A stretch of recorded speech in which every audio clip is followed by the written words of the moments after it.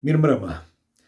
Shumë prej jush më kanë shkruar për sa i përket rendit të ri botëror, ose se çfarë po ndodh, ose çfarë do të ndodh deri në vitin 2050, meqense unë shpeshherë përmend fjalën 2050. Shumë prej jush kanë shkruar edhe për sa i përket masonëve, masonerisë në përgjithësi, edhe të kësaj situate tepër delikate që po përshkon tani gjithë bota. Dhe dua të jem më i qartë sonte. Kemi bërë në emisionin Enigma një diçka të detajuar, por kemi bërë dhe video të tjera që nënvizoj shpeshherë për sa i përket situatës që po kalojmë, por në këtë periudhë tani është tepër delikate dhe jam lënë që ta diskutojmë. Nuk jam askushi, dua ta nënvizoj këtë, nuk jam askushi, thjesht lexoj, informohem, padyshim se cili prej nesh gabon, mund të kem gabuar dhe unë në ndonjë informacion, mirë po mundohem që të jap disa informacione që padyshim, duke diskutuar së bashku, diçka arrihet. Kështu që nëse mendoni në këto informacione që do t'jap tani që ka të vërteta, do të dëshiroj një komentin tuaj. Tani, kush është rastësisht, do t'i lutesha, nëse është rastësisht dhe shikon për të parë fytyrën time apo ndoshta edhe këtë video dhe nuk i ka bërë ende like faqes, do t'i lutesha t'i bëj like faqes, sepse kam vënë që shumë prej jush shikojnë këtë video, por nuk i kanë bërë like faqes, nuk ju kushton asgjë. Do t'i lutesha nëse është e mundur, sepse ndihmojmë njëri tjetrin në këtë rast.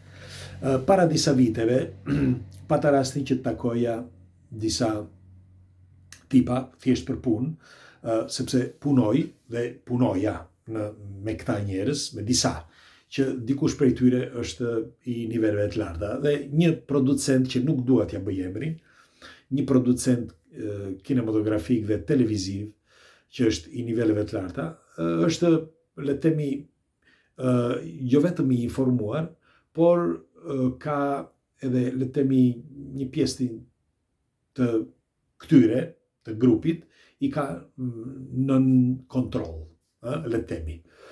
Çdo të thotë, me fjalë të grupit të masonëve, me pak fjalë. Tani, që janë masonët, gjë e parë që është e rëndësishme, duhet nënvizuar. Shumë prej jush kam vënë re që thonë o dolën hap tazi, sepse kemi vënë re disa video kohët e fundit të disa grupit masonëve, bile ka edhe shqiptar sa të doni, dhe dikush mendon që po këta dolën hapur. Shiko, grupi masonëve u bë publik, le të themi, pas viteve 1700, por ekzistonte që para erës sonë. Dhe disa le të themi që nuk janë shumë të informuar për sa i përket këtij argumenti, pra që masonët ekzistonin që më përpara. Tani dikush u jep, dua ta sqaroj edhe një herë këtë, së pari, pra fazën e parë.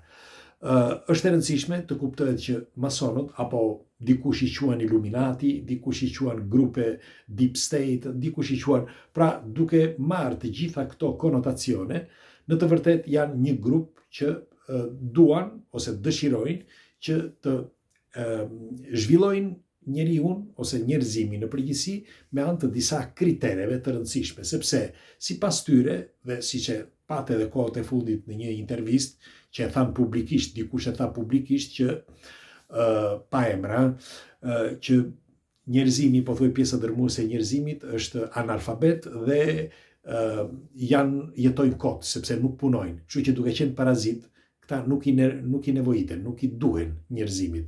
Kjo është një deklarat tepër serioze, kush e kupton këtë deklarat ka kuptuar çdo gjë dhe nuk mund të shkoj më tej, sepse do t'jeni vetë ju që ta kuptoni, nëse me të vërtet kuptoni brenda këtyre informacioneve çfarë ka. Pra është po aq edhe vërtet që një pjesë e njerëzve nuk duan të punojnë, janë parazita, nuk punojnë fare. Bile kujt ja hedhi njërit apo tjetrit. Dhe kështu që grupi mason ose grupi këtyre Illuminati apo pleqjve të Sionit apo thoni si doni, sepse u krijuan grupe, por janë të drejtuara një grupi vetëm, janë le të themi të ides që njerëzimi duhet të zhvillohet psikologjikisht në radhë parë dhe pastaj edhe ekonomikisht, që ekonomia bën dhe zhvillimin psikofizik, sepse bëhet psikologjik, fizik, që jeton më gjatë, por edhe teknologjik në fund fare. Pra, ky grup pikësynon pra pikërisht këtë, që të bëj zhvillimin e mendjes njerëzore, pastaj dhe njeriu. Tani, çfarë dua të nënvizoj në këtë? Shumë nga këta që janë pjesëtar brenda, që janë pjesë e grupit, shumë gjëra nuk i kuptojnë. Le të vi kush të doj të thotë, diskutojnë kush doj që thotë, jo, unë i di, unë jam pjesë e grupit të masonëve, apo ku ta di unë, është e kotë. Sepse një pjesë e madhe, përsëris, jo të gjithë, një pjesë e madhe asnjë që nuk e kuptojnë se përse gjenden aty. Thjesht sepse është një emër, është një titull, kanë një grad, nëse i vendosin dhe një grad, grada 18, 33 apo 21 apo ku ta di unë apo treshi, pra kanë një grad. Ajo grad që kanë për ata është gjë e madhe, sepse me anë të asaj grade, ata në radhë të parë rriten në ekonomi, sepse grada ka dhe pushtet, çdo lloj grade ka pushtet. Pra, grada ka, ti nëse je i klasës së ulët dhe nuk je një profesor, doktor, apo ku ta di unë, ti nuk ke një grad. Dhe ti nuk rritesh në profesion, pra ekonomikisht nuk rritesh, sepse nuk të jepet mundësia. Pra ti je i bllokuar brenda sistemit tënd, që është varfëria. Dhe ti për të dalë nga varfëria, e vetmja mënyrë është që ti të gjesh drejtimin e caktuar me njerëz të caktuar për një punë të caktuar. Çdo të thotë kjo. Jo të shitesh, s'po flasim për të shitur. Por ti, për shembull, nëse ti je një biznesmen, ti je i detyruar që ti përshtatesh disa kritereve, disa njerëzve. Dhe ti, dashje apo pa dashje, je pjesë e tyre. Mos flasim tani për Shqipërinë, sepse në Shqipëri asgjë nuk merret vesh. Kohët e fundit po fillojnë që po merret vesh, po kuptojnë dhe po fillojnë që të ndahen me klane apo me tituj. Por një pjesë e tyre akoma janë kështu. Pse kjo? Sepse nga momenti që ti ke të ardhur financiare, pra ke para, nga ai moment fillojnë dhe të trokasin. Dhe ti je i detyruar se të thonë bëj këtë ose bëj këtë, të sugjerojnë. Ndryshe ti nuk punon, sepse nuk të hapin dyert. Pra ti me dashje apo pa dashje je pjesë e atyre, edhe sikur ti mos ti jesh pjesë. Kjo është pika 1. Pika tjetër, ti nuk e di se çfarë bëhet atje. Ti rritesh në grad, po ti nuk e di se çfarë bëhet, sepse në të vërtetë ti je i rangut poshtë, nuk je i rangut lartë. Çdo të thotë kjo, ka një hierarki. Hierarkia është pikë kryesore dhe pastaj janë të tjerat. E përsëris, se unë nuk jam askush që thjesht lexoj, kam njohur disa prej tyre, siç thash që njoha njërin, kam njohur disa, por njërin që e njoha, kuptova që nuk depërton dot asnjë gjë në këta, sepse janë super të kontrolluar, kanë nën kontroll çdo gjë dhe nga një ran unë do ja lejuve, por nga një ran e kanë dhe mirë, sepse, si që thash, një pjesë e njerëzve, po t'i lësh në punë, për shembull.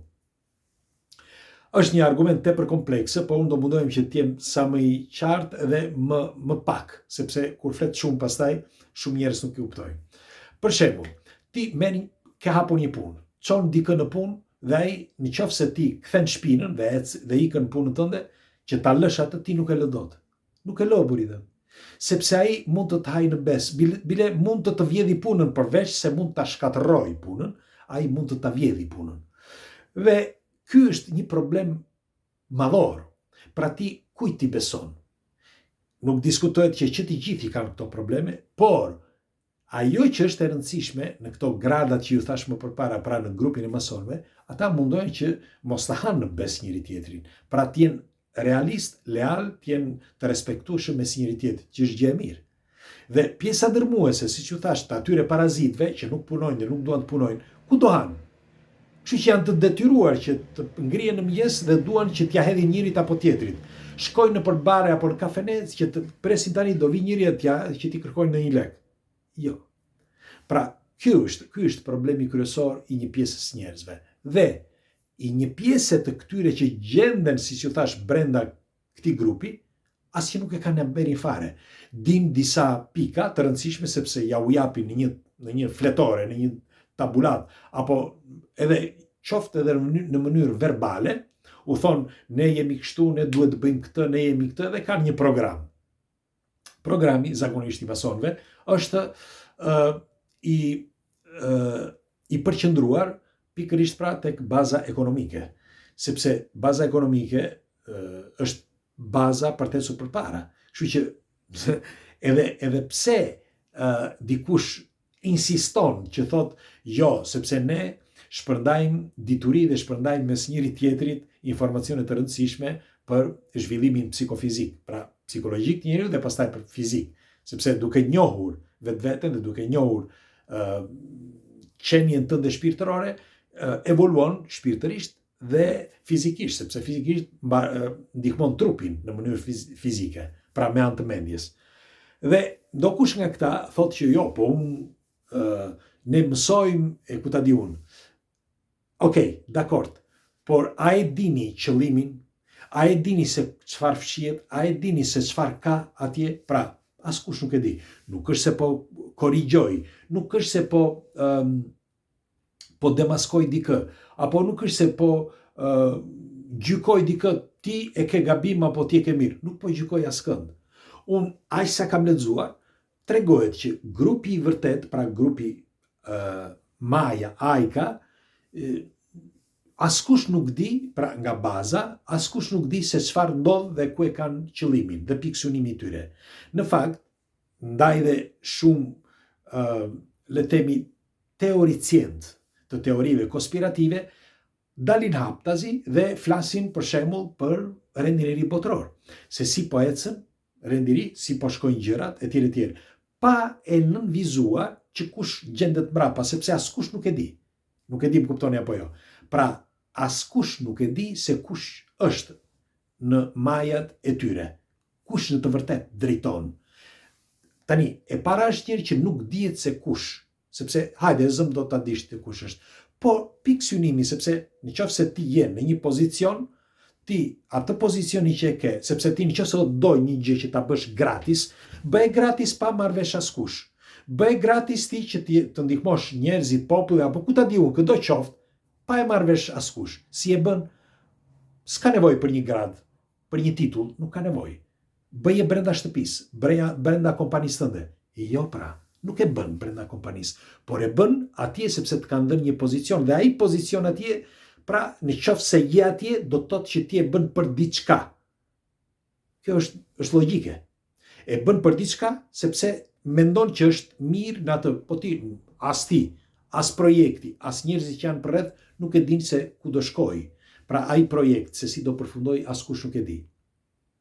Sepse projekti mund të jetë i mirë, por nëse brenda projektit ka personalizma, për shembull unë ose egoizma, që pse ai më i mirë se unë jam më i fortë, unë jam më i bukur, ose unë do të jesh fuqin këtij, do të jap atij tjetrit, do të ca para këtu dhe jap atij tjetrit.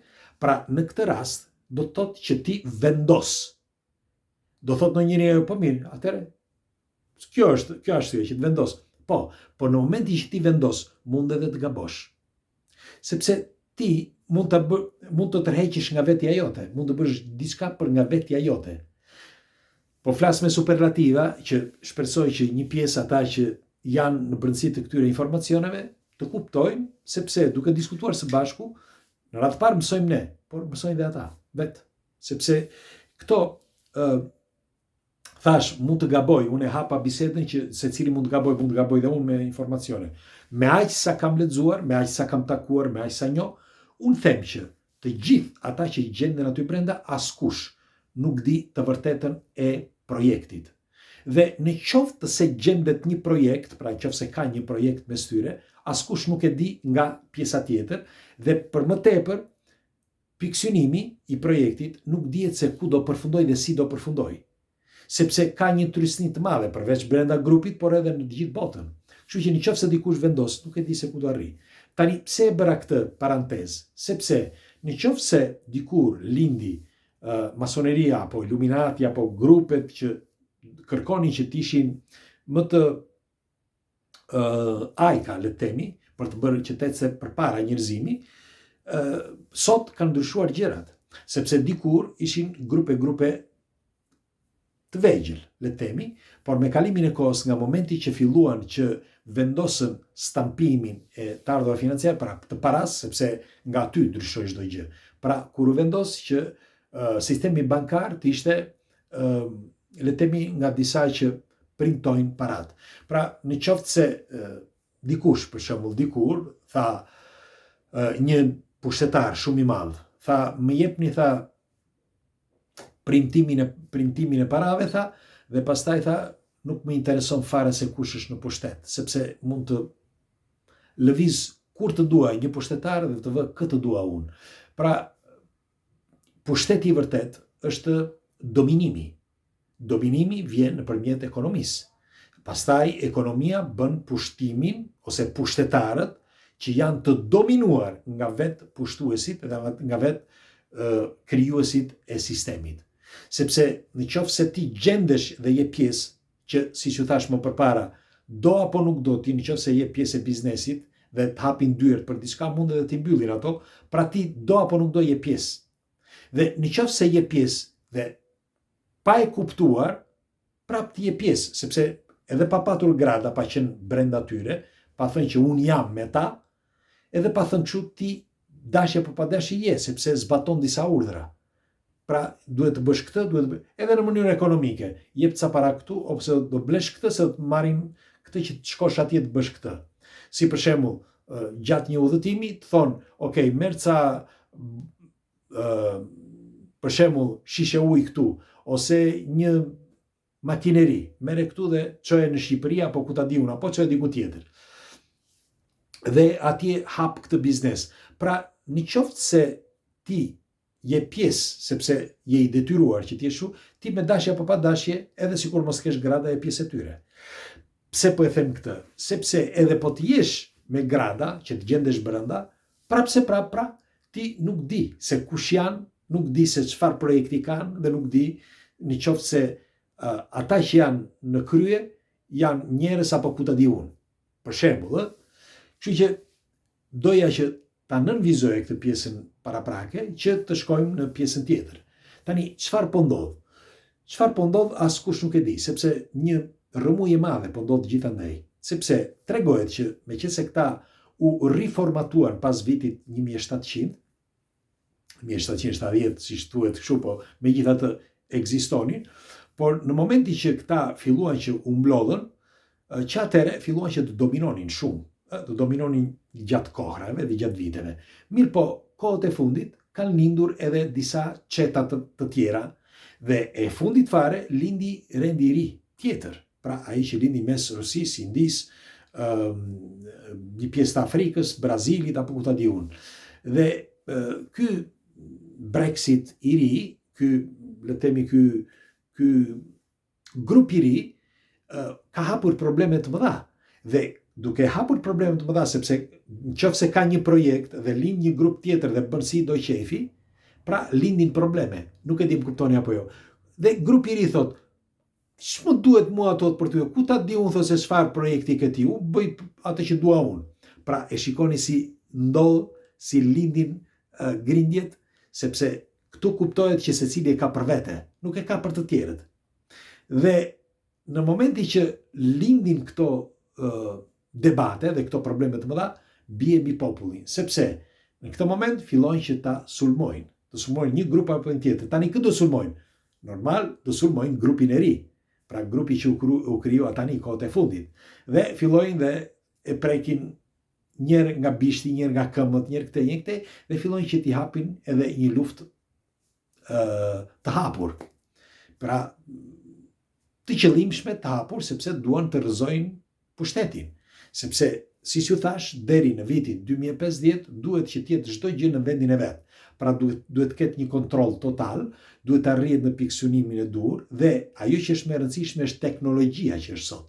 Kjo teknologji, për të arritur në piksunimin atyre, që të kenë një kontroll total të teknologjisë, janë të detyruar që të bëjnë rendin e ri botëror dhe jo pjesërisht. Kështu që kjo do bëj që të ndodhin shumë evenimente gjatë këtyre viteve, të paktën deri në vitin 2040, mendoj se do ndodhin shumë gjëra që pastaj të stabilizohet deri në vitin 2050. Kështu që unë shpresoj të kem shtuar disa gjëra të rëndësishme, direkte, sepse është mirë që të flasim, kjo është mirë për të gjithë, dhe për ata që janë pjesë, dhe për ata që dëgjojnë, dhe për ata që kanë lindur tani si grup i ri, por dhe ata që kanë janë grupi vjetër. Dikush nga do thotë, kush tha që nuk na dëgjojnë? Është e vërtet. Por nga ana tjetër edhe dëgjojnë sepse këto sistemet tona këtu janë të kontrolluara, për më tepër janë me titra, kështu që nuk ka asgjë të keqe, sepse kjo, si thash, për mirë apo për keq, bie gjithmonë mbi popullit dhe është mirë që t'jemi të informuar, sepse duke u informuar, ndoshta japim edhe kontributin ton. Kështu që pres komentet tuaja dhe natën e mirë.